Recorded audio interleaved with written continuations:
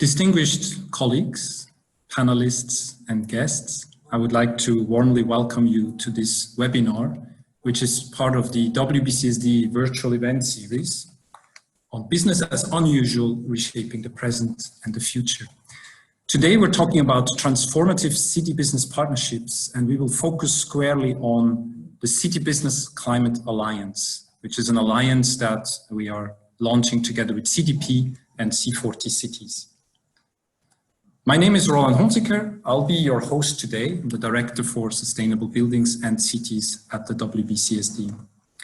I wanted to say a few words about WBCSD for those of you who are less familiar. We are a global member-led business coalition of about 200 member companies, and our focus is on accelerating the transition to a more sustainable world. Our members come from all sectors combined. You see here the logos of our 200 companies, and we are very happy and proud of their leadership and working with us on the systems transformation that we need across different programs that we are running. Our focus areas are circular economy, cities and mobility, climate and energy, food and nature, people, and redefining value. And we work in different projects with our members and external stakeholders on how we can transform these systems to become more sustainable.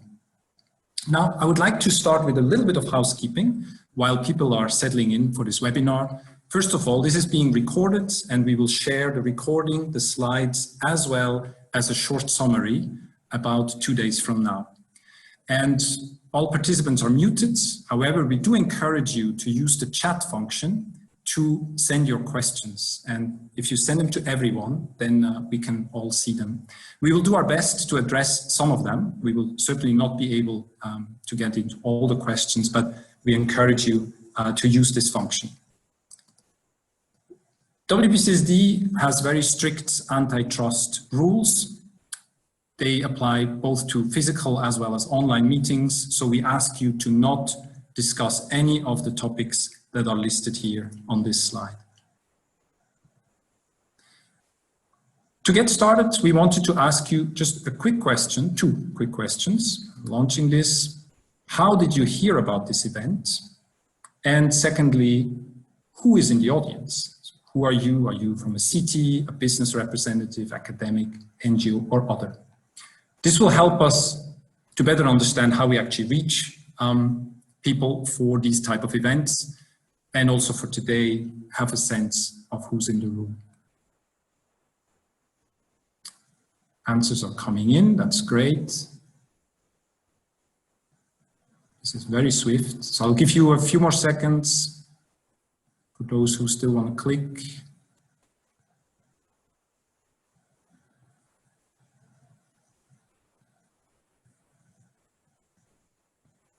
Still coming in.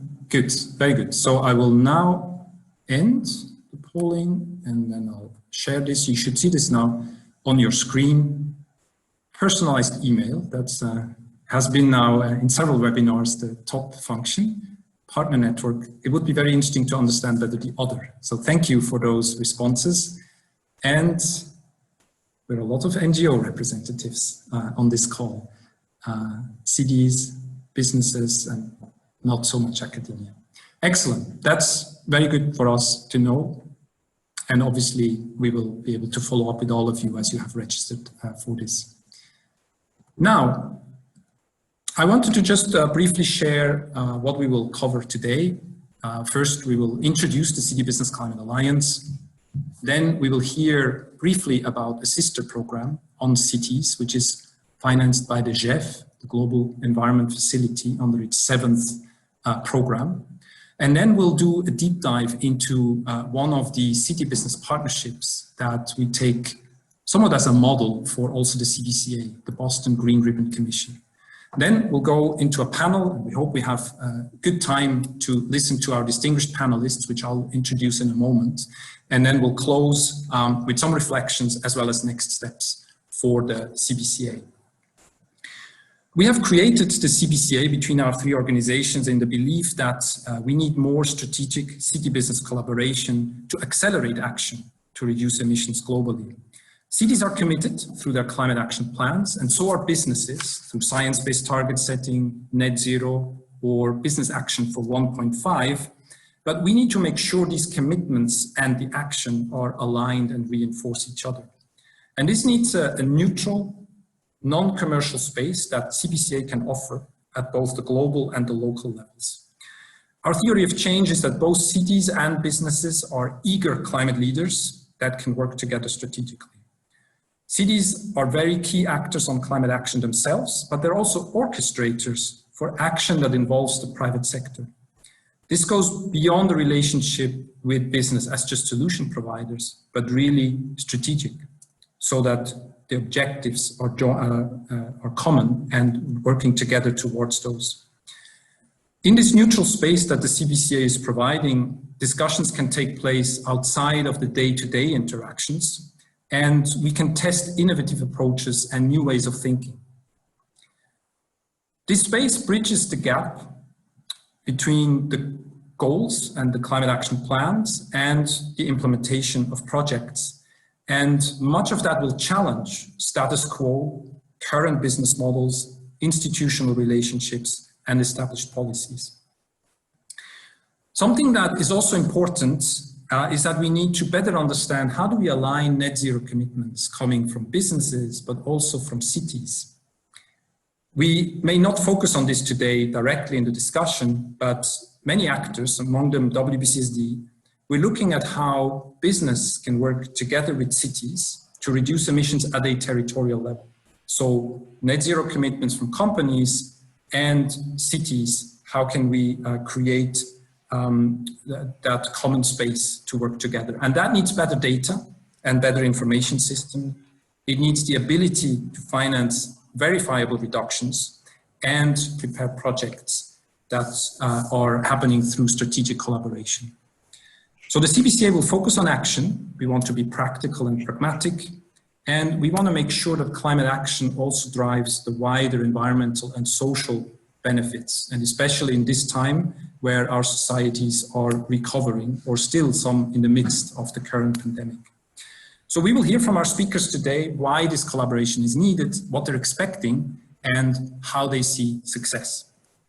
So with that, and without further ado, these are our distinguished panelists today. I will shortly hand over to Kevin Austin, the Deputy Director of C40, Alok Barnwal, who will introduce to us the GEF program, and then John Cleveland, who will present the Boston Green Ribbon Commission. The panel will be moderated by Kira Appleby, who is the Director for Cities at CDP. And we have our distinguished city representatives, Mayor Kaunda from Etequini, Durban, Vice Mayor Lu from Stockholm, and Councillor Stoya from the Manchester City Council. On the business side, we have John Batten, who is the Global Cities Director for Arcadis, and Charles-Edouard Delpierre with ENGIE. Bill Sisson will close with a few remarks at the end. So with that, Kevin, I would like to hand over to you, and looking forward to the presentation on CBCA. Thank you. Thank you very much, Roland. Could we have the next slide, please? So on behalf of C40, CDP and the World Business Council for Sustainable Development, I would very much like to thank you for attending the webinar. It's great to be able to talk to you today, but perhaps in a different way to what we were originally expecting, and maybe in difficult circumstances for many of us. Next slide, please. So obviously at a time when we're facing the health and economic consequences of a global pandemic, issues surrounding climate change can get lost. But we're currently heading for a temperature rise of 3 degrees Celsius by the end of the century. And that would have immense impact on the world's population in terms of drought, floods, storms, intense heat, not to mention the huge economic impact of up to 6% of global GDP. We're seeing it already. So if we're to avoid the worst impacts of climate change, we have to act urgently. And that means reducing emissions by 50% by 2030 and achieving net zero by 2050. And cities as a location are uniquely positioned to meet the challenges of the climate emergency. but also the right measures that will be needed to recover from COVID-19 are also those that will help us reduce our emissions and become more resilient to climate change. But clearly, city governments cannot do this alone. I come from a city background, so I often look at it from a city perspective. But cities are shaped by the private sector. The private sector is responsible for delivering most of the goods and services that people in cities consume. They provide meaningful employment for many of their citizens, and they finance many of the development activities that improve our cities and the lives of people within them. The private sector is also a beacon of innovation, helping us to move faster to a more sustainable way of life. Next slide, please. And this is why we're very excited to be part of the building and developing the City Business Climate Alliance, where the world's most innovative and forward-looking cities are working together with the world's most innovative and forward-looking businesses. And Roland mentioned earlier a bit of a theory behind the CBCA, but highlighted the critical thing that we need to deliver. We need action and we need to make change on the ground. And the initiative very much supports joint activity.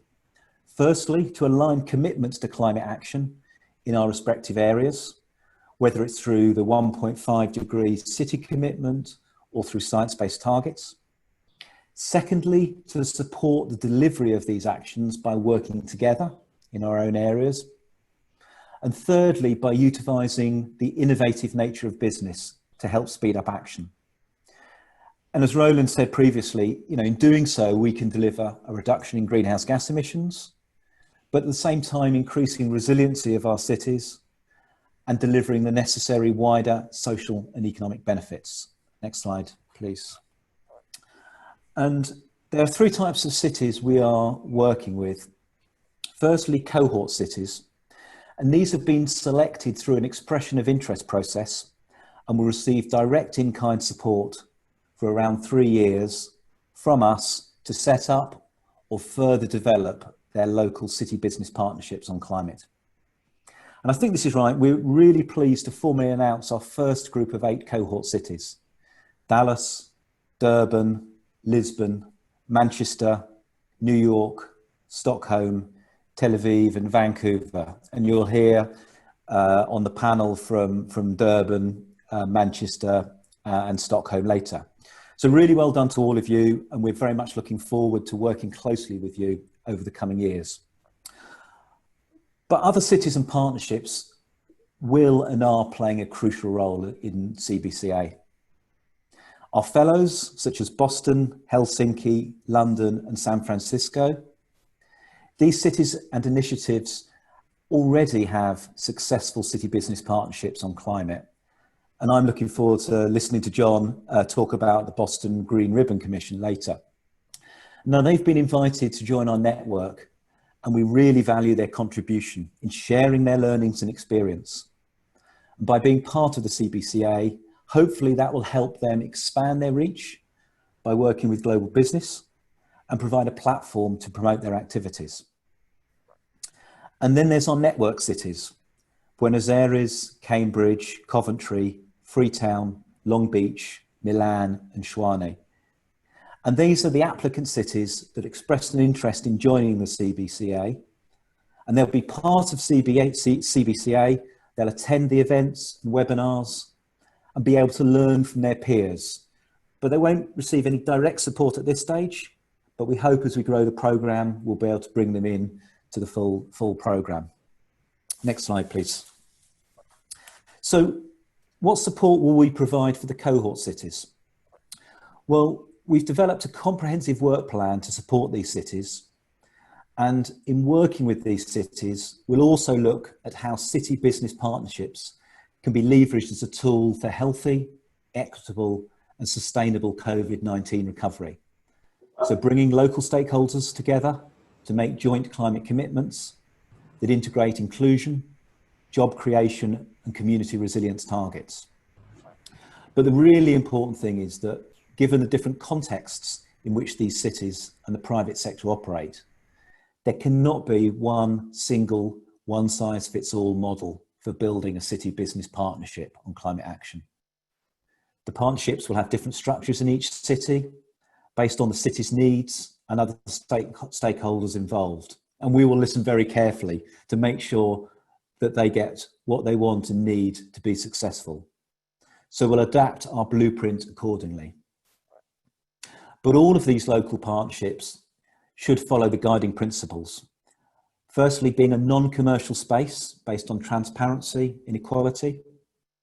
Secondly, to move to financial sustainability over time, but also to generate systemic transformations in the way city collaborates with business to create new markets and build a pipeline of inclusive climate action projects. Next slide, please. So we're really excited about this, and we do think the model will be incredibly important. And we're keen to grow the existing set from 19 cities now to 48 cities by 2023, and then about 100 cities by 2025, with corresponding significant increase in the number of companies involved. Now, in addition to the direct support to the cohort cities, we will also provide resources to support all the cities that are involved in CBCA. This includes learning by sharing. So this will include city and business-led webinars where attending cities and businesses are able to get best practice advice from people doing the same thing. And we always say that the best person to advise on this is someone who's already done it before, not necessarily bring a consultant in to advise you. The city official who's done it is the best advisor, or the business person who's succeeded is the best person to advise you in that area. So they'll be able to explain their successes, but also more importantly, be able to say what went wrong, so no one makes the same mistake twice. And we'll also make freely available guidance, documents, best practice and tools available through a dedicated online platform.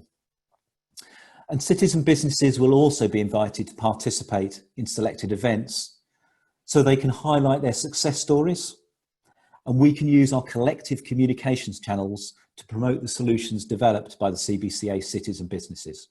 So we're really excited by that and taking it forward and really making a difference. Next slide, please. So finally, Roland, Pamela and Kyra are the people leading this. They're the ones doing the work. They're the ones that have been brilliant at developing the programme. So during the course of CBCA, not just today, but any time, you've got any questions or comments or ideas, they're the three people who will be able to answer them. Please speak to them if you need to. So with that, I'll hand back to Roland. Thank you very much. Thank you very much, Kevin, for an excellent overview of the CBCA. And I'd like to now hand over to Alok Barnwal from the GEF. I know you're quite excited to see CBCA happen, and you want to share your perspectives from the Sustainable Cities Impact Programme that you are running. So the floor is yours, Alok. Thank you, Roland. It's a pleasure to be part of this webinar and present your video, Alok. Can you see me now? Not yet. I don't know if you have a cover over it. No. Yes. Can you hear me? Yep. Now okay. I can see and hear you. Go ahead. Thank you. Great. Thank you, Roland, for the opportunity to share Jeff's perspective on the cities program. Just quickly to introduce Jeff, I'm sure a lot of people know about Jeff, but a quick introduction. Jeff is the financing mechanism for various multilateral environmental agreements. We work with countries, partners to achieve global environmental benefits on climate change, biodiversity, land degradation, chemicals and waste, and international waters. Next slide, Roland, please. We launched our cities program around 5 years back as a pilot program as part of our approach to work on systems-based and integrated approaches to go beyond sectoral interventions and targeting some of the key economic systems which are major drivers of environmental degradation. So in that context, cities were a natural candidate. And in the program, the objective was to look at some of the key drivers of environmental degradation in cities. So we launched the pilot phase around 5 years back, and the lessons that we learned and the interest that we got from cities and the momentum which has been built over last few years actually encouraged us to go into the second phase in JEF 7 to launch the Sustainable Cities Impact Program, where the focus is on impact.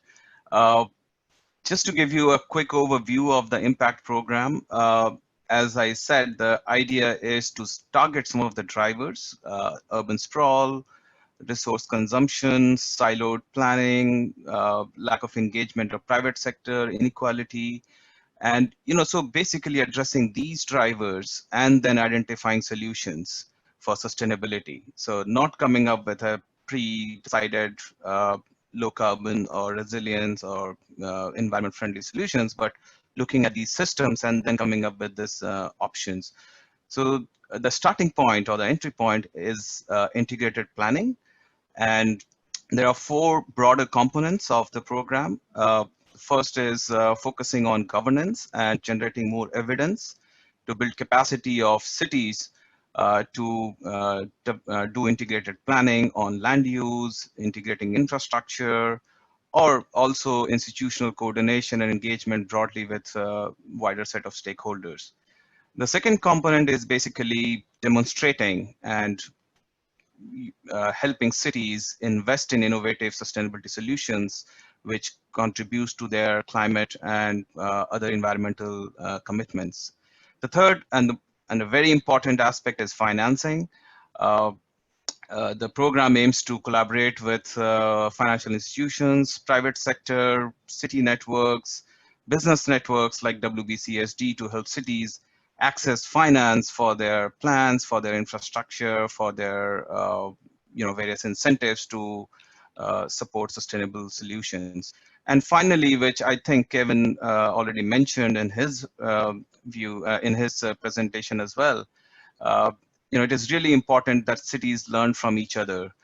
Cities get a voice in global platforms to commit and to share their vision on what they want to aspire. So these are the four broad components. The approach of the program is twofold. We are going to support targeted cities, implement integrated planning, and invest in sustainable solutions. The second approach is we are creating a global platform, a global program which will coordinate all the projects, and will also establish collaborations and partnerships with other programs, networks to scale up our program impact. Next slide, Roland. So just to give you an overview where we are working in the JEF 6, the pilot phase, which I mentioned, we are present in 28 cities across 11 countries, 4 in Latin America, 3 in Africa, and 4 in Asia. World Bank is the lead agency for this pilot phase. We have created a global platform for sustainable cities, and various implementation agencies, UNEP, UNIDO, UNDP, Inter-American Development Bank, African Development Bank, Asian Development Bank, and DBSA are our partners. We started our engagement with C40, WRI, and ICLE in this phase, which we are advancing further in the JEF 7 Sustainable Cities Impact Program. Next slide, please, Roland. So where we are expanding in the cities program, so again, the focus is on these 3 regions in Global South, which are rapidly urbanizing, and the challenges are becoming more complex. We will be adding 24 cities and 9 countries, and we will continue our engagement with the 28 cities that we have in the pilot phase. So overall, we will be working in 17 countries and 51 cities. And in the JEF 7 program, we are very happy to work more closely with city networks, C40, ICLE, and WRI, with the leadership of UNEP to implement the cities impact program. Next slide, please.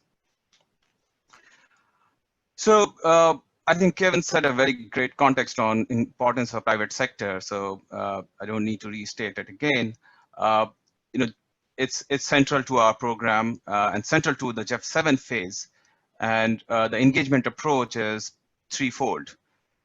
We believe private sector as a partner to co-create urban sustainability solutions. They are not just solution providers. They are co-creator along with cities, along with national governments, along with other stakeholders.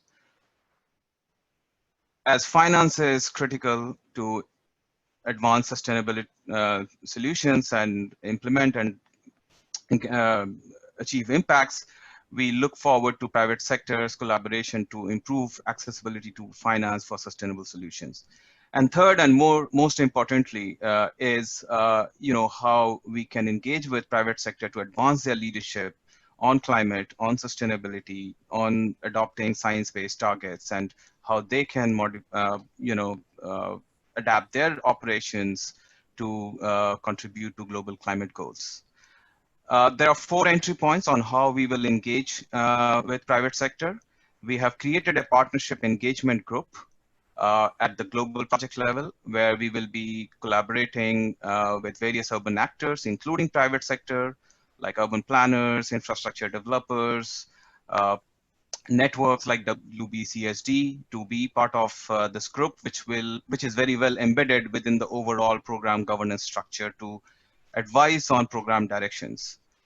Second, Roland, you introduced in your presentation, we are very pleased to collaborate with the City Business Climate Alliance.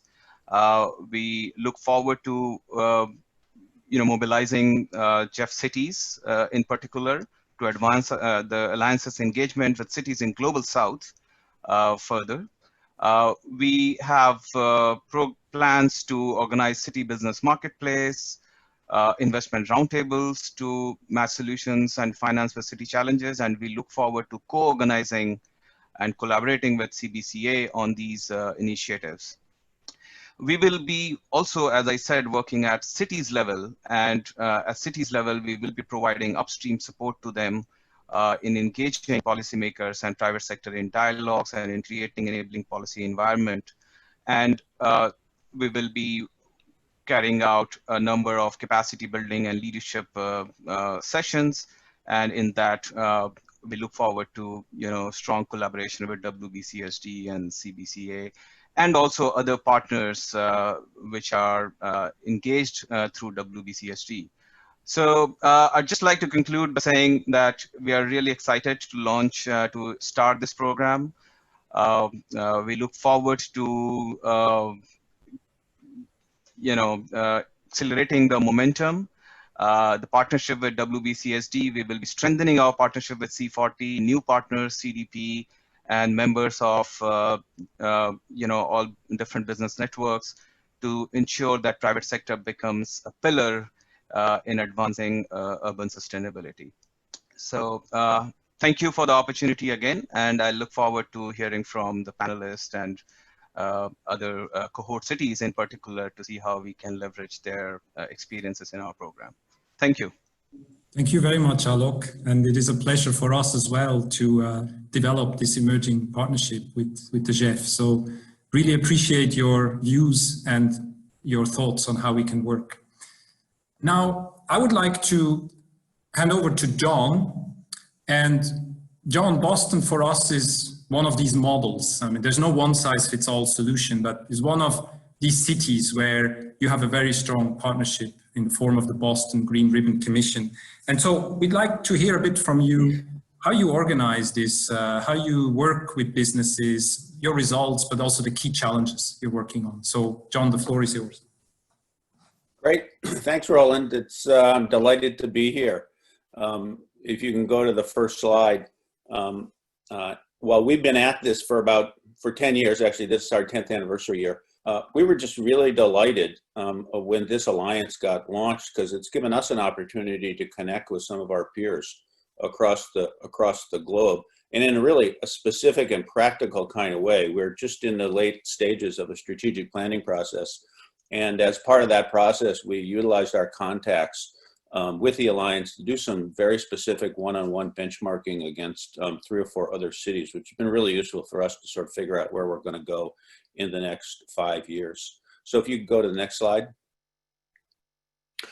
Very quickly, a background. We are a totally voluntary CEO network. We do not have a legal structure. We are not a creature of the city of Boston. We partner with the city very, very closely.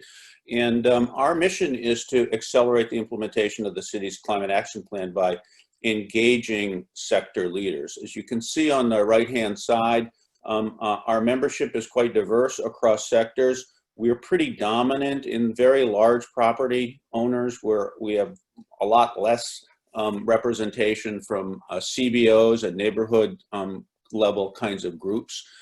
In Boston, there are 50 property owners that control about 30% of the square footage in the city, much of it high, energy use intensity and therefore even higher on the emission side.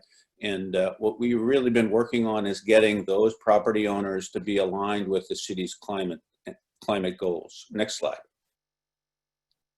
The way we work, we have our CEO members. We have two full meetings a year. We did our last one, as everybody else has been doing, virtually.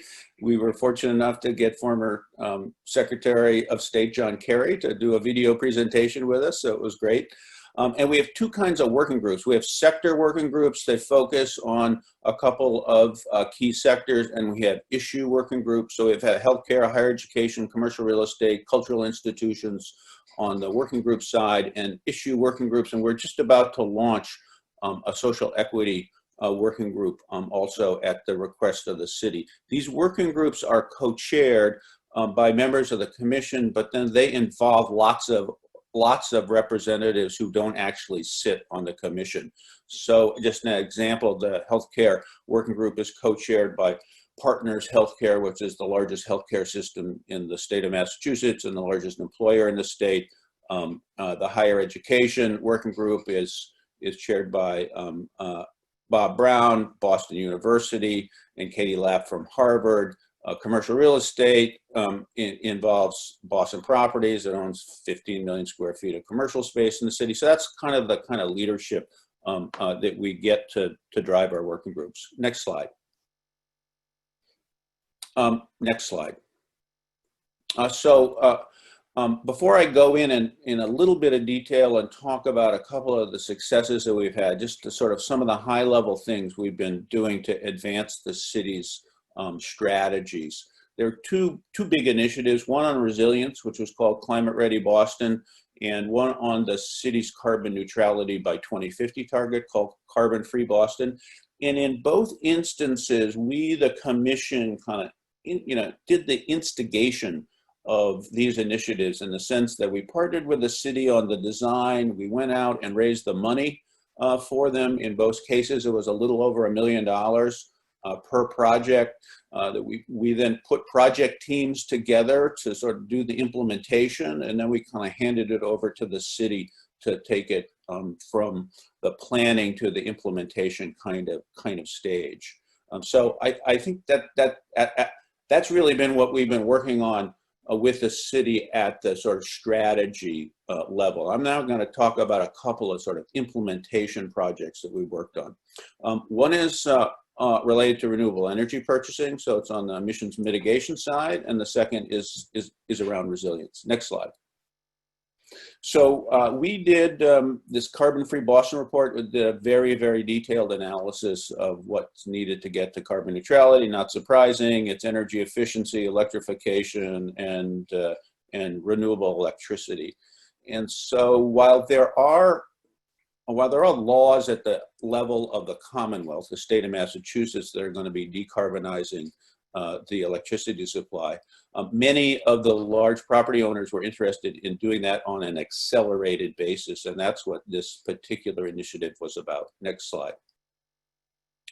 So what we did is we put together a renewable energy purchasing network, and this was a set of, in this case, primarily higher education and healthcare institutions that were interested in understanding how to go about making large purchases of renewable energy that would accelerate the cleaning of the grid We set a goal, which was to add 10 megawatts of new renewable power to the Boston market in 3 years. Relatively modest goal, but we thought it was worth putting it on the table. And to advance that, we did a bunch of educational events. We actually sponsored a Renewable Energy Leadership Prize. They gave us $100,000 to the winning organization, and we facilitated collaborative renewable energy purchasing agreements. Next slide. We produced a whole set of information products that are available on our websites, just general sort of guidance documents to organizations on how to do procurement, some what we learned out of doing the prize. We partnered with Harvard on a guidance document on what kind of claims you can make for your renewable energy purchasing, depending on how you structure it. And we did documentation of one of the large VPPAs that got put together. Next slide. So the outcome we were most excited about is out of this renewable energy purchasing network. We had a set of players, and you can see the logos: Boston Medical Center, MIT, and Post Office Square, which is a small commercial operation in the city of Boston, facilitated by A Better City, who's one of the NGOs that works with us and staffs our commercial real estate working group. And out of this process, they put together the largest multi-party virtual PPA that had been put together in the US. It was 60 megawatts of solar. Their consultant was Customer First Renewables. Dominion is the actual project developer, and this is now, I think they're now actually in production on it. So this to us was a great success, and helped and really facilitated organizations getting the knowledge they needed to do renewable energy purchasing. And since then, several of the other GRC members have gone on to do 50 to 60 to 70 megawatt PPAs, which we're very pleased with. Next slide. So the next example is on resilience. This is the Boston Harbor on just as they call sunny day flooding from our king tides. Next slide. We are the fourth most vulnerable city in the United States of America to coastal flooding from sea level rise. And you can see in this instance, unfortunately, the formatting didn't come out quite so well, but the percentages are what percentage of these neighborhoods will get flooded by a 100-year event in 2070. So I want to zero down into South Boston, which has the 60% to it. Next slide. We did a district scale planning process for South Boston, and this is one of 5 neighborhoods, 5 of those neighborhoods for which there are individual resilience plans being put together. Next slide. But this project in particular I'm talking about went to the next level of detail and actually looked at the projects in a particular part of South Boston. Next slide. This is Fort Point Channel and Seaport Boulevard, and these were the projects that need to get done between now and 2030, which, as all of you know from an infrastructure point of view, is sort of the day after tomorrow. And the projects, the project cost for each of those areas was somewhere in the 35 to 50 million amount. So the question was, how do we actually make that happen in that kind of time scale? Next slide. This is a graph of the total implementation costs for South Boston, which are probably closer to $1 billion than 500 million, to be realistic. And we looked at that first bubble, that first peak, which shows the level of expenditure that needs to happen in order to get those projects going by 2030. Next slide. And I should say also that we partnered with Arcadis on this project, and they have worked with the City of Boston quite closely on a number of projects and have been terrific partners. What came out of this is a set of very concrete recommendations. This report came out just about 6 weeks ago, and we have met with the City of Boston 3 times now, including with their Chief Financial Officer, to lay out a set of recommendations that will start to build capacity in the city to do resilience project governance and finance, including creating a new department and cabinet level position, negotiating with MOUs with property owners, starting to look at the full portfolio projects across all neighborhoods, actually create a new entity to manage these kinds of projects, and figure out what the cost share formulas ought to be. So we're very pleased that this is starting to move the resilience, governance, and finance conversation to the next level of concreteness. Last slide. So thanks for the opportunity to share this. If there are other questions about the GRC and sort of what we're doing and how we're operating, delighted to answer them in the panel. Roland, back to you. Thank you so much, John, for this really excellent update on the Boston Green Ribbon Commission. Impressive how your track record so far. So now it's time for discussion. We have about 40 minutes for the panel, and Kira, I'll hand over directly to you. I think you will briefly address and introduce each of our panelists. So I really look forward to hearing your perspectives. Thank you, Roland. So we have a wonderful panel of speakers for you today. I'll just now ask all of our panelists to please turn on their cameras. Our speakers were chosen for their unique perspectives. We have 3 city leaders, 2 business leaders, and John Cleveland will now join us as well. So to give a city perspective, we have 3 very distinguished panelists. We have the Honorable Mayor Kaunda of Durban. Mayor Kaunda is the C40 Vice Chair for the Africa region and a C40 Steering Committee member. Mayor Kaunda has had a long career in public service, starting at the age of 15, and has filled many leadership roles before being elected as the Mayor of Durban in 2019. Welcome. We are joined as well by Vice Mayor Lohr from the City of Stockholm. Vice Mayor Lohr is responsible for environment and climate. She entered the Stockholm City Council in 2010, representing the Green Party.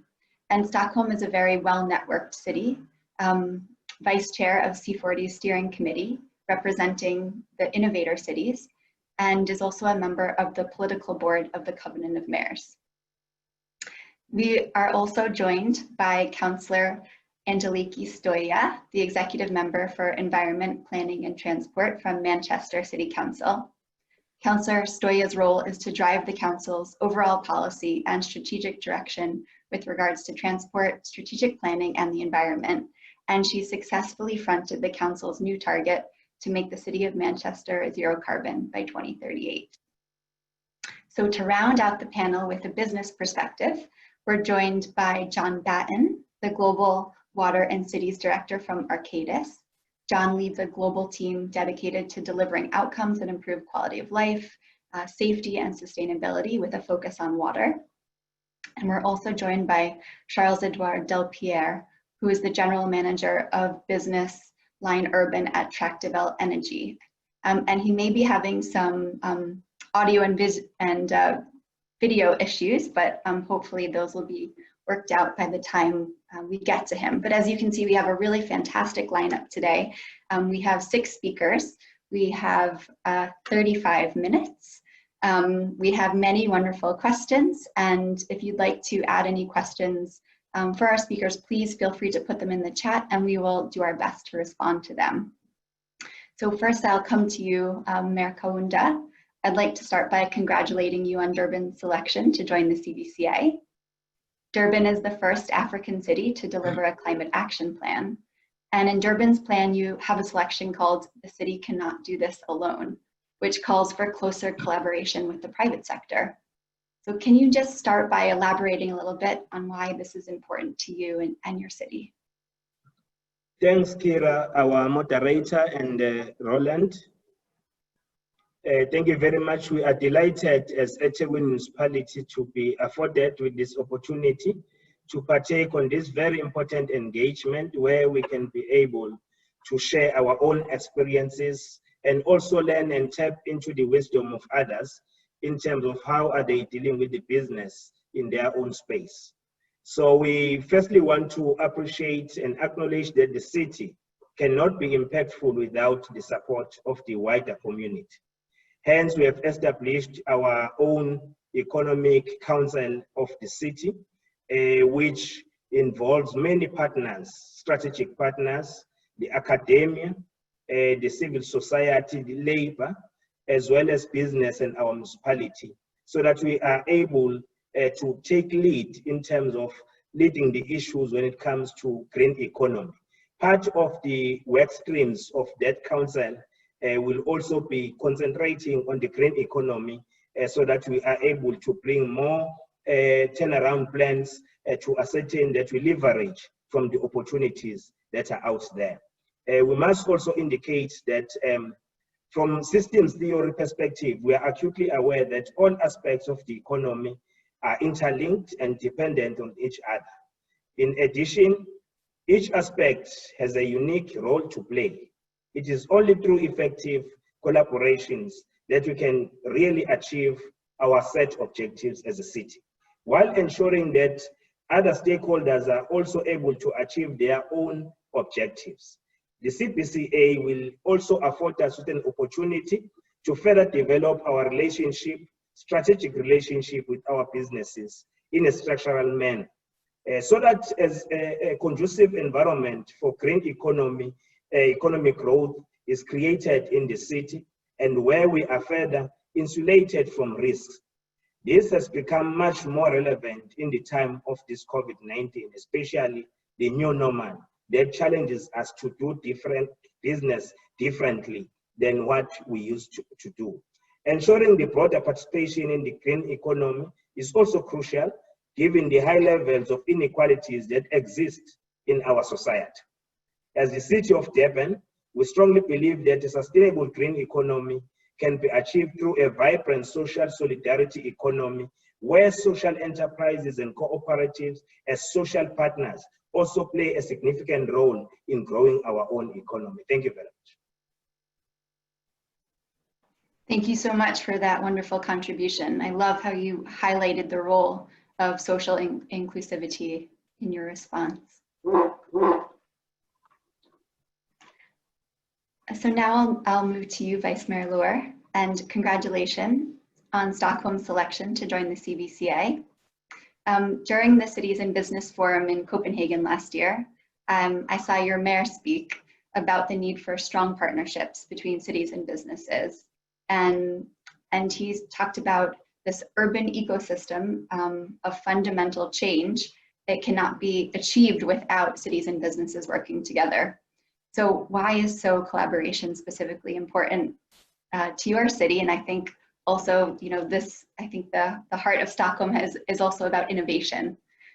So I think that's a really natural place for business and cities to work together.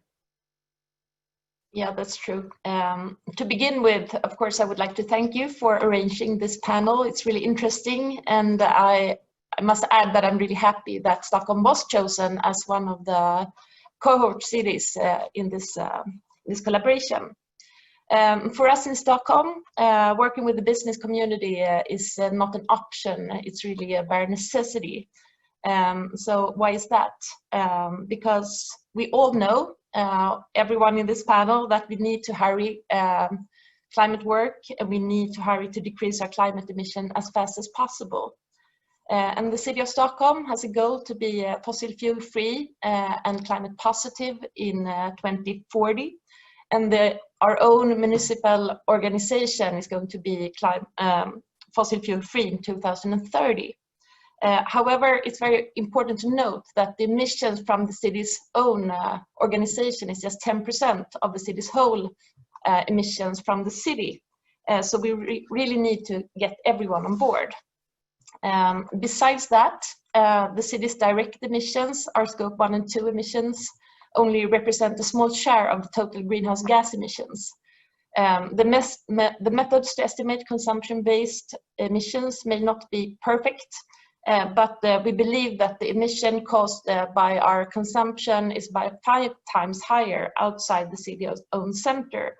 So we really need to be able to reach the Paris Agreement. We need to get all different stakeholders to raise their ambitions. However, that is not the only reason. A very important view is, as you mentioned, that the partnerships are crucial in the fact that businesses have a huge wealth of experiences and expertise, and also a lot of innovations on board. And we need to overcome our climate and adaptation challenges. So we need to involve all the different companies inside Stockholm, and we need to collaborate with different companies outside Stockholm to make them understand our goals and our challenges to help us to be able to reduce our emissions. In Stockholm, we have been working closely with different businesses for a long time.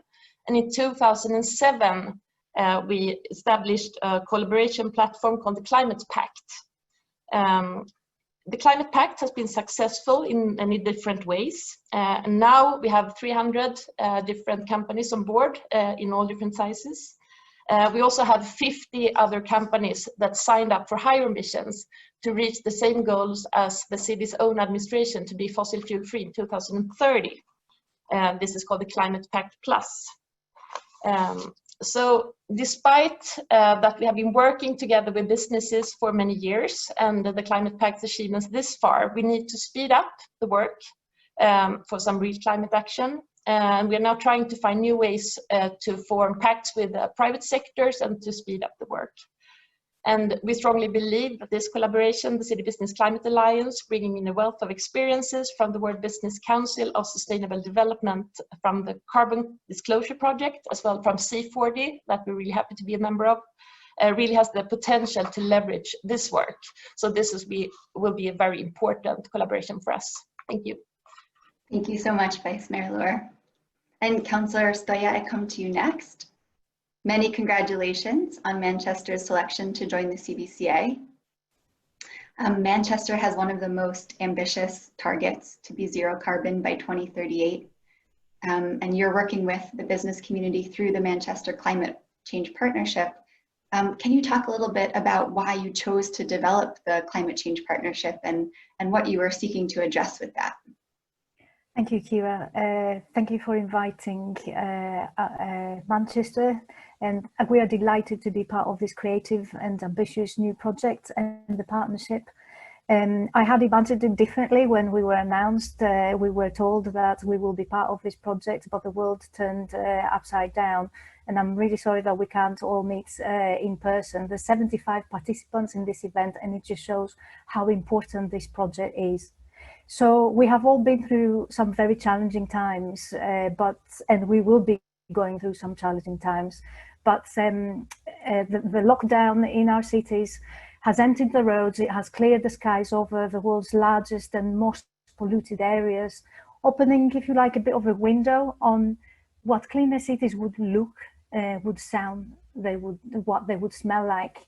However, the pandemic has not cancelled climate change, as many of the speakers have already said. Our priority and the value of this partnership is to stick to making more rapid progress towards delivering our science-based carbon budget, and if anything, to be more ambitious in our actions.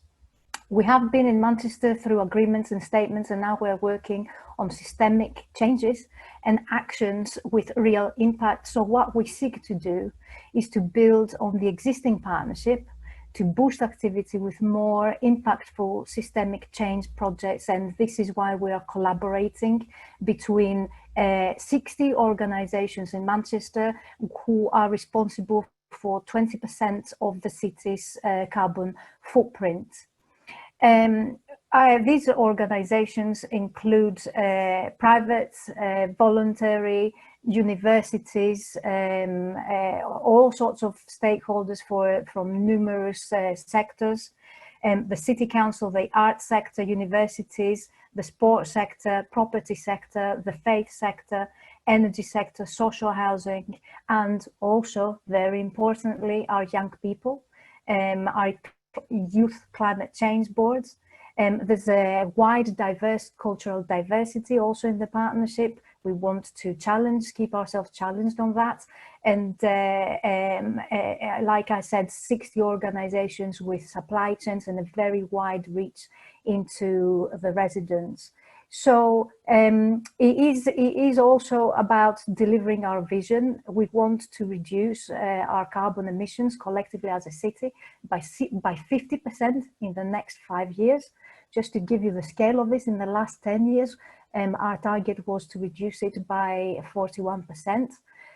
We have just pulled our report together and we have exceeded that target, but it is important to keep everybody on the same page, everybody cited, and also working together to, and also in partnership with the government in order to be able to deliver our ambitious plans. Just three more things in terms of our carbon reduction plan.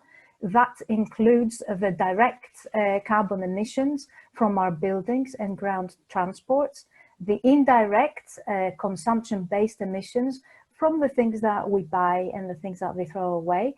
But lastly, and very importantly, it does include aviation emissions from all flights from the Manchester airport.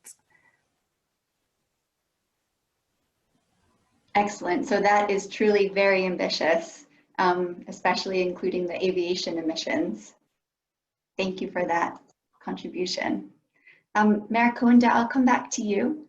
Durban, it's an amazing economic hub. It's a center for diversified commercial activity. What would you ask of the companies that want to make green contributions and that want to work in partnership with you as a city? Yeah, maybe, Kira, firstly, we must acknowledge that Durban is one of the biggest metros in South Africa, but we are the one metro that is 60% rural. So which indicates a potential of tapping into the grounds of our municipality to ascertain that the issues of inclusion in the economy are also being taken care of. We also envisage that business sincerely partner with us and collaborate with our city to develop critical mass with mitigation and adaptation interventions. Once this critical mass is achieved, we'll be able to see the wide-scale establishment of localized manufacturing of goods in our city and services, which is key in the eradication of poverty, unemployment, and inequalities that is engulfing our nation. Durban will also earnestly request all local and international businesses operating within the city boundaries to be part of the CBCA. We'll persuade them to work so that they can participate and partake on the program because that work that the city is now starting to develop in order to create strong foundations for strategic cross-sector collaborations and make sure that future projects can be implemented rapidly and seamlessly. Thank you very much. Thank you very much. And if I may, we had a question in the chat for you, which is the top priority for sustainability in Durban. You mentioned a few, but if you could only choose one, what would it be? Yes, we prioritize the green economy as we have stated, that the opportunities and to leverage from those opportunities as a city, it's open up the economy to expand. We must also thank for the question that has been asked for us. It is important to know that as a developing country, all priorities will be important to us. However, at a fundamental level, we need to aggressively deal with income inequality, which is due to historical colonialism within our country and apartheid in South Africa. However, reduction in inequality needs to come from green economic growth to bring about sustainability in all our programs that we do as a municipality. Wonderful, thank you very much. Vice Mayor Luer, I'm coming back to you now. I loved how you spoke about the commitment to be fossil fuel free by 2040. How do you see the business community contributing to that commitment?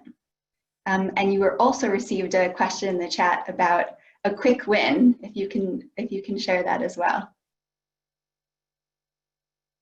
And you're still on mute. There you go. yeah, I will try to answer this question when I speak, but I would start to say that we're all aware of the challenges to reach the 1.5 degree target of the Paris Agreement, and that these challenges are huge. And we have to transform our societies, our work as a government, the way things are produced, reused and recycled at a much higher pace than today. And as mentioned previously, the business sector is a key to accelerate this transition. And when we look at the emissions, one of the most challenging areas to reduce emissions from is the transport sector. And that is one of the answers. I think that in Stockholm we have been very successful in reducing our emissions from the heating system and also from electricity. In Stockholm, we have reduced our emissions with about 60% per capita since 1990, which we are really proud of. But if you look at the emissions from the transport sectors are still at the same level around as they were in the 1990s. So all the reductions in the emissions are made from the heating system and electricity. So the heating system is actually one of the most important things that we have been able to phase out all the fossil fuels from our heating system, which is important in a cold city as Stockholm. So several issues relating to the transport systems and the logistics aren't really within the mandate of the city, which make it impossible to do this work alone. And despite this fact, we realized that as a city, we can strengthen the collaboration by involving businesses as seen in the business opportunity in delivering green logistic solutions for us. This logistic solution doesn't have to be rocket science. Sometimes it can be easy as sharing our challenges with companies to tell them what our goals are and that we have great challenges in the transport sector. And also creating a space for them to discuss these different solutions for the city.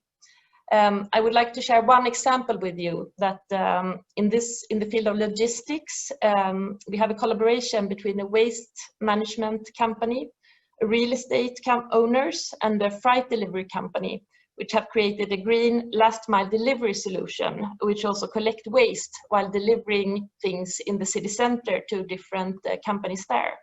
And this has been done on commercial ground with different companies. As a city, we are not meant to develop these kinds of solutions, but we really, really need them.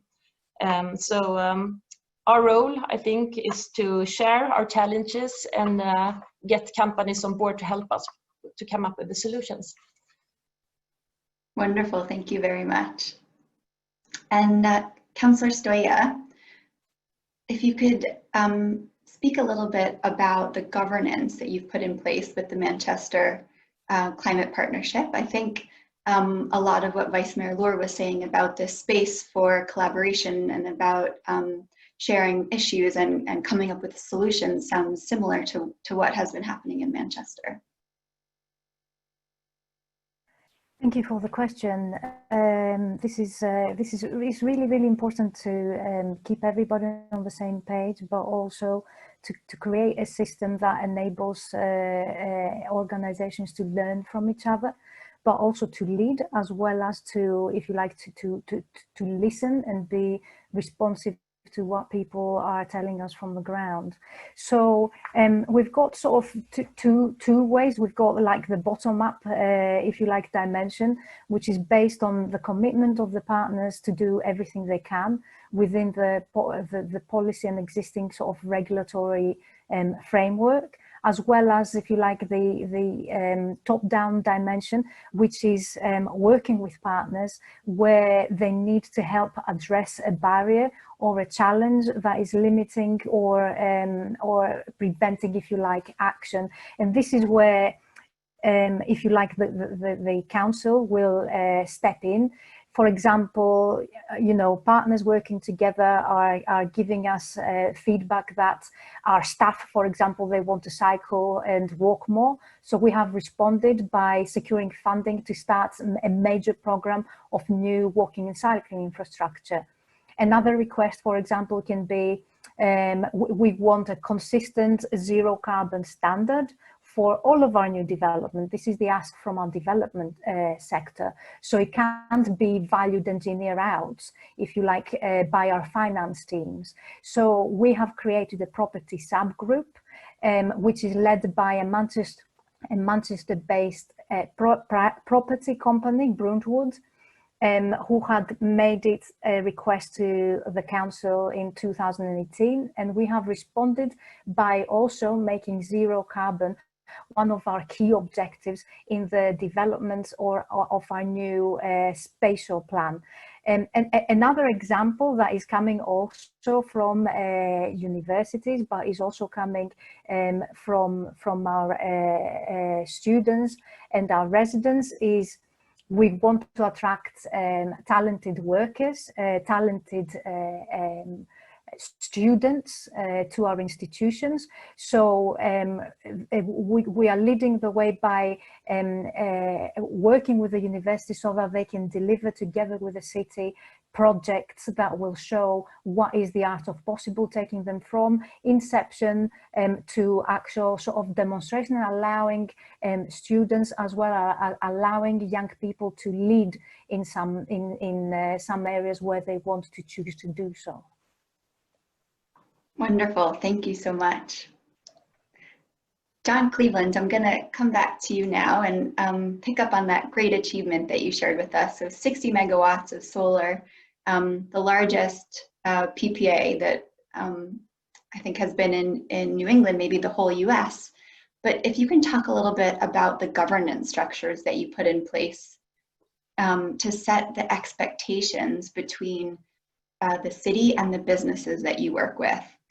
And specifically maybe talking a little bit about the speed of working between business and the city, and the level of ambition, and how you brokered that that pace so that it worked for everybody. Yeah, great.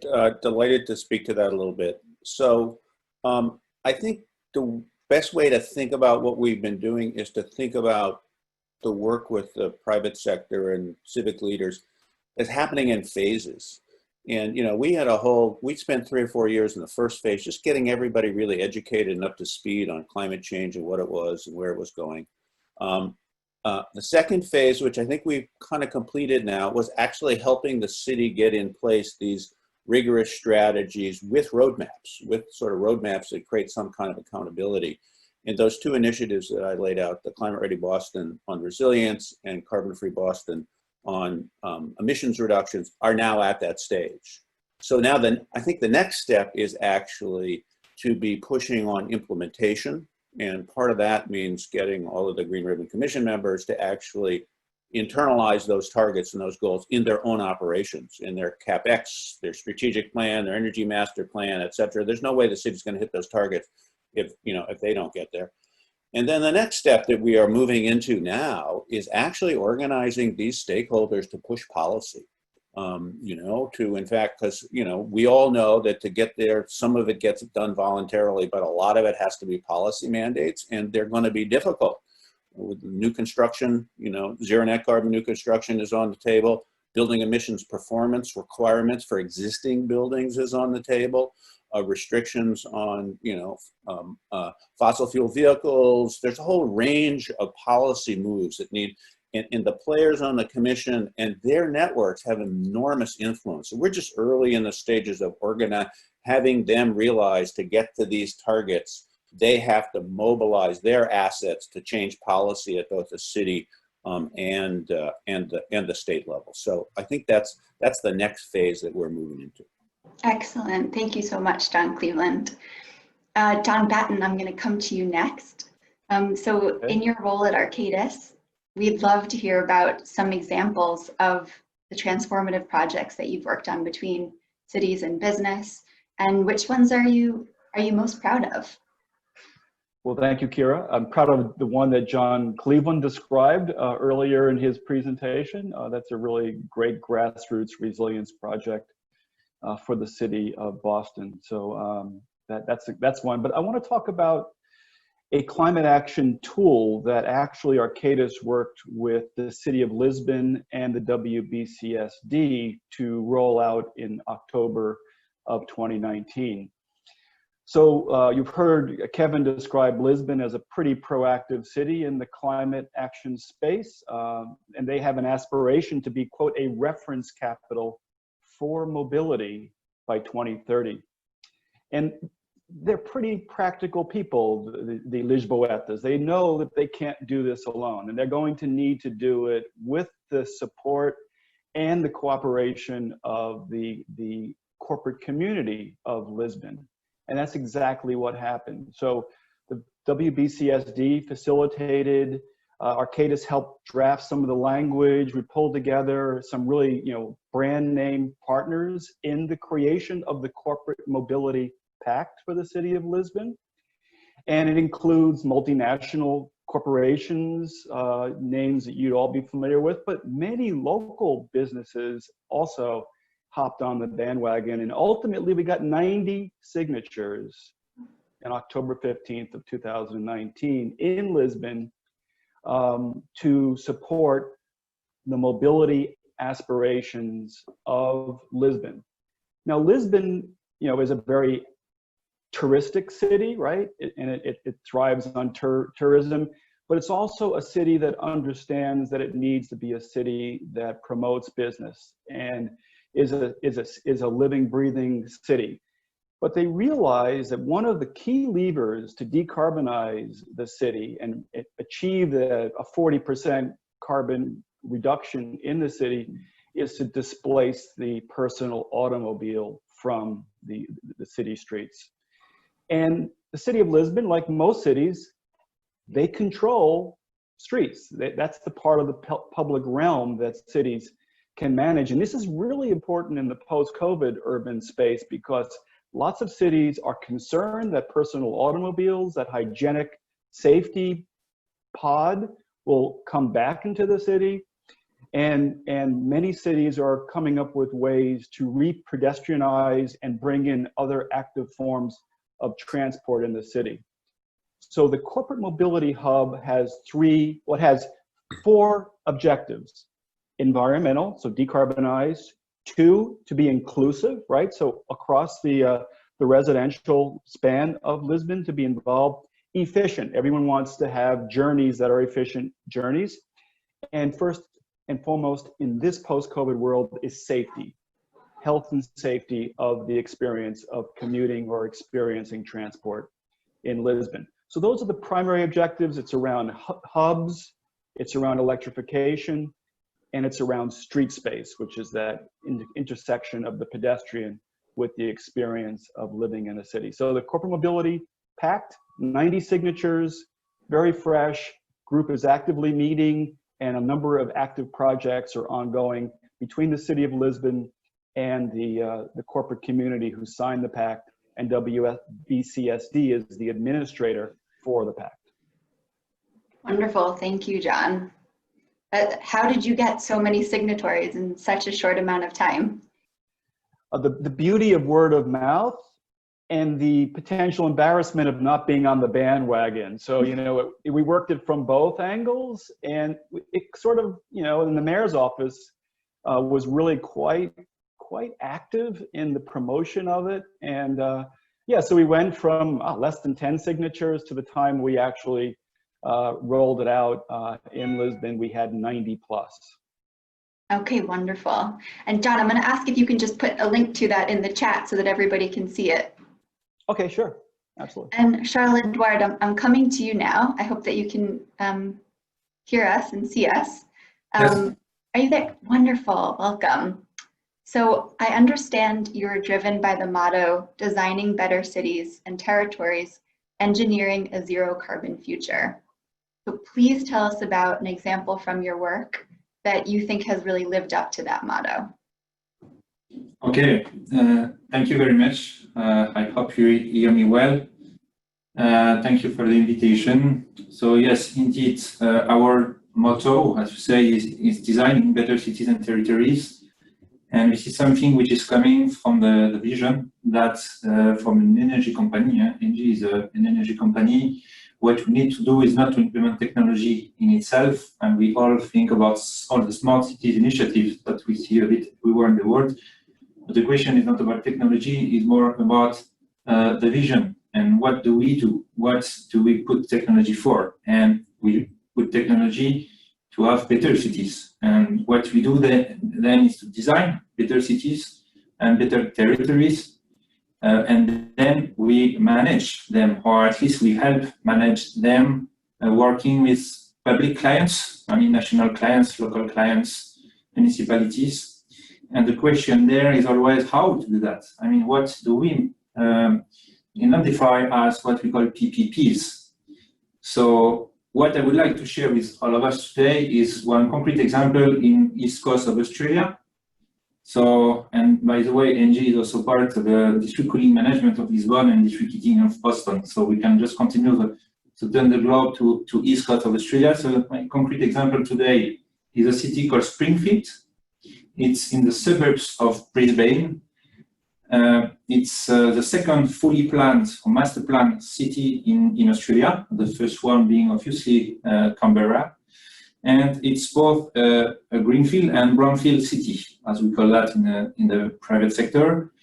Brownfield because today 40,000 inhabitants are living there, and greenfield because the city has been master planned to have 80,000 more inhabitants. What, concretely speaking, the private sector here, being NG Group, did, first of all, is to sign from the NG Group a 50-year strategic alliance, which is, I think, very interesting to sign these kind of things between the public and the private, and also to think about this duration. 50 years, again, it's a lot. The second thing, and where personally I've been very involved in the beginning as part of Tractable, the engineering part of NG, is to, okay, but what do we mean by net zero emission city, which is a concrete objective of the alliance signed for 50 years? How to do that? By what to start? And therefore, what we are doing on site is to do some stakeholder engagement to understand where are we starting from. Then is to do some road mapping. Where do we want to go and how? And again, the question of the how is never easy. In the public sector, with the how is, okay, how myself will I do the policy, the design, I mean the special design of this city. From the private sector is, okay, how will I answer to a public tender and which kind of public tender? And in fact, in this alliance, what we are trying to do is really to investigate, I would say, all the technologies that we can implement, energy-wise, but also in terms of green mobility and other kind of technologies. It's also to think about the business models, I would say the right governance, again, between the private and the public, or the private and the private. And again, in order to reach this ambition to be net zero emission by 2038 as the first step of this 50 years alliance. And what I would like to share, in fact, as a first 2 years return on experience is two things. The first one is what are the key factors of success from the public sector, I would say, and what are the key success factors from the private perspective. So from the public perspective, the question is really to keep the control, I would say, of the vision, of the master planning, and not to lose that, let's say, control to the private. I mean, it's really to be a strong public administration, again, to have the vision, to also need to attract inhabitants, investors, etc., and to walk talk when it comes to this net zero emission strategy. And what they want to receive, I would say, from what you learn and to do concretely to implement from the private, both again in terms of design and engineering, which is what we are currently doing, and then in terms of more of implementation and operation, and also I would say technical maintenance at some point from infrastructures, is another P, the P not as public but as private, which also has to be a strong one. And therefore we need, the key factor of success is to understand each other. It's not from the public to wait for something that the public cannot afford and vice versa. It's really to have this dialogue and to have a long-term vision, which was always is never easy to do, and then to clearly define, again, this is what you are doing, to a roadmap, technology, business model, and then to be able for each of the two P's to find its place. And to conclude on that, the three business models that we are seeing, the first one, of course, I would say is PPA, exactly what Boston is doing, concretely speaking, is PPA. The second one is to clearly ask the private sector, both real estates and NG Group, to investigate all the carbon neutral or zero carbon technologies. And the most important of it in the short term is district energy, district cooling in this part of the world. It could be district heating in other parts of the world. So it's, okay, how to do district cooling? Who will pay? How to have a mandatory connection between the network, the production, the buildings? So how to do that? And the third one is more, I would say, a concession mode for some of them, meaning that the private will clearly have some concrete outcomes in its journey with the public administration. So to conclude, this example is, I think, it's a good one. It's interesting because it's in Australia, and don't always speak about this country. It's a long-term contract, and we are really at the beginning of the journey from both design and engineering side, and then to go to more operational implementation and management of this city. Thank you very much. Thank you very much. And I love how you picked up on some of those factors for success. Really the vision, make sure the vision is there, long-term planning. I think you said it was a 50-year strategic partnership, which is quite long. You also talked about governance, and then I think we heard from all panelists the importance of listening to all stakeholders, the business community, universities, the other sectors, the youth, and making sure that you're hearing all voices in designing the partnership. So with that, I think there's nothing left for us to do now but to thank our very wonderful panel. Thank you, Mayor Kaunda, Vice Mayor Lohr, Councillor Stoja, John Cleveland, John Batten, and Charles Edouard. Thank you very much for your interventions and for the wonderful discussion. And again, thank you. And again, congratulations to Durban, Stockholm, and Manchester for joining the CBCA. And now we'll hear from Bill Sisson, who is the Executive Director for WBCSD North America. Great, thanks, Kyra. Really, really wonderful panelists and discussion today. Thank you all for this very deep and informative program that we heard today. Having spent over 30 years in the private sector and my last 15 or so driving a corporate sustainability program for engagement with cities, finally, I think we have a structure with CBCA that's going to help us to achieve some great outcomes working together with city leadership. I'd like to again thank and acknowledge Mayor Kaunda from Durban, Vice Mayor Lohr from Stockholm, and Councillor Stoja from Manchester for elaborating a bit further on the ambitions that you bring to the CBCA and together can leverage with our other cohort cities some tremendous outcomes, I think, at scale. Just in terms of some of the things that I think I picked up on today and sort of believe in, this notion of thinking globally and acting locally is extremely important. The climate actions, natural system solutions, social equity are going to happen in cities, but not necessarily by cities, so that they can maintain their competitive and comparative advantage. Time is our enemy, that we're going to need deeper and stronger collaborations to bring scale and accelerate solutions. Cities are looking, and demonstrated by today's discussion, looking for help, looking for knowledge, looking for best available and innovative solutions to address the challenges that they have in these very important sustainability related areas. I'd like to acknowledge my shout out to my friendly city to my north in Boston, and John Cleveland. Thank you so much for presenting to us today what I think is a really, really important piece of work with the Green Ribbon Commission. The structure you've set up is amazing.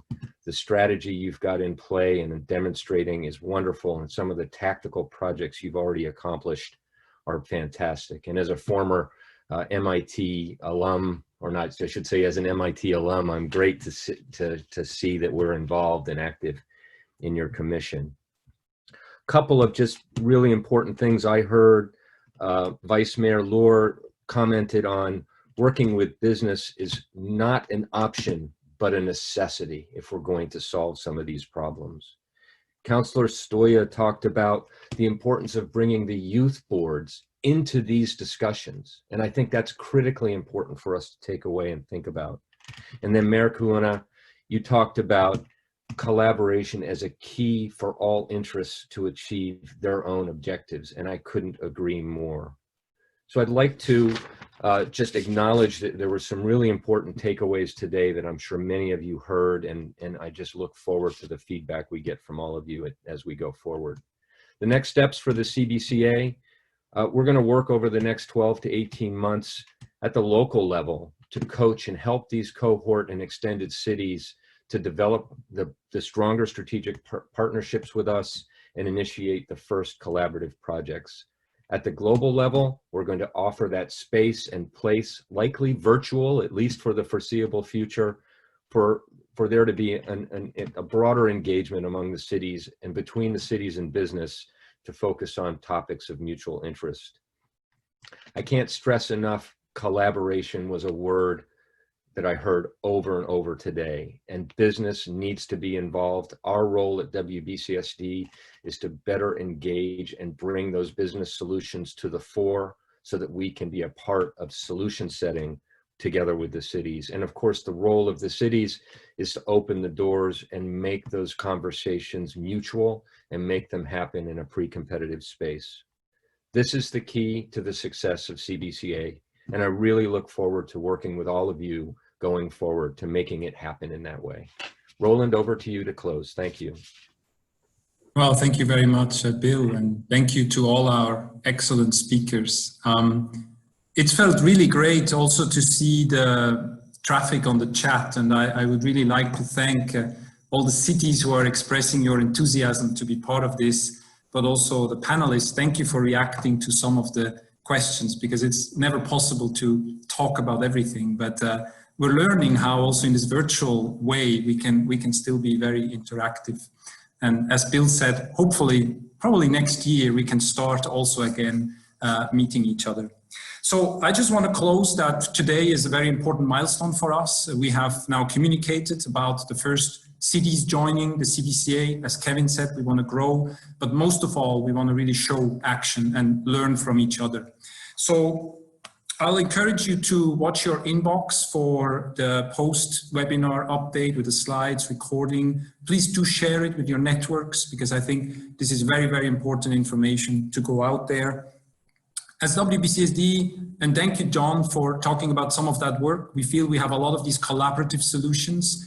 We're kind of that space we offer to global businesses to work in a neutral way. And so we really look forward to sharing more.